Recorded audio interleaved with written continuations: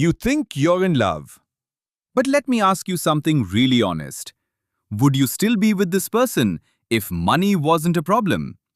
If you could afford your own place, pay your own bills, build your own life completely on your own, would you still choose them?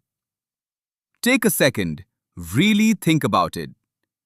Most people never ask this question because the answer scares them. And that fear?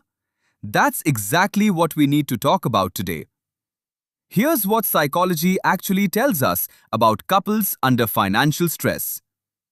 When two people are constantly worried about money, the brain shifts into survival mode. Cortisol, your stress hormone, stays elevated day after day. And when cortisol stays high for a long time, your brain stops looking for love. It starts looking for one thing only: safety. Not passion, not connection, not growth. Safety. And the person sleeping next to you starts to feel like safety, even if they are also the source of half your stress. This is called trauma bonding through shared financial stress, and it feels exactly like love. The same racing heart, the same need to be close, the same fear of losing them. But it's not love. It's your nervous system trying to survive. Think about how broke couples actually talk to each other. "We're in this together. We just need to get through this. Things will be better when."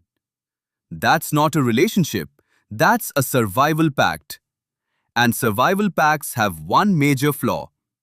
The moment one person's situation changes, they get a better job, they start making real money, they build real confidence, the dynamic breaks. Because now one person has options and the other one doesn't. The one with options starts to see the relationship clearly for the first time, without the fog of financial stress.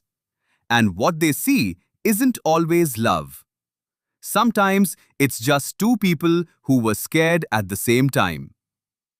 There's a reason why people who suddenly get money, a promotion, a business that takes off, a big opportunity, so often end their relationships right after. It's not that money changed them. It's that money removed the conditions that were holding them together. When you can finally afford to leave, you realize you were never really choosing to stay. You were just surviving together. Now here's the part nobody wants to hear. Some of you watching this right now are in a survival relationship. And deep down, you already know it. You stay because leaving means figuring out the rent alone, starting over alone, facing the anxiety alone. So you call it love, because love sounds better than fear. Because love sounds better than admitting you're too broke to leave. But here's the truth nobody says out loud. Staying in a relationship out of financial fear doesn't just hurt you, it hurts both of you.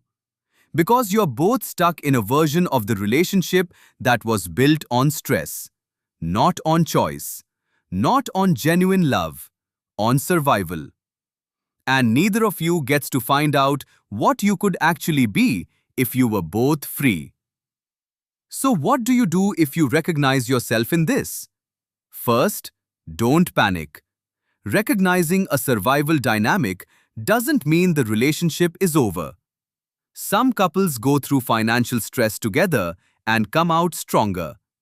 The difference is whether your relationship can survive when the stress is gone. When the pressure disappears, do you still want each other? Second, start building your own financial independence.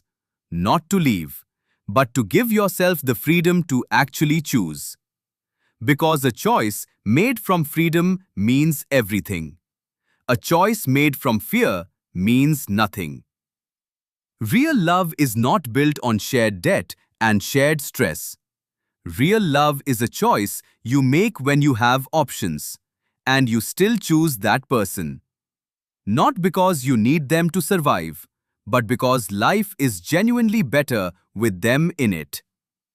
You deserve to be chosen, not needed.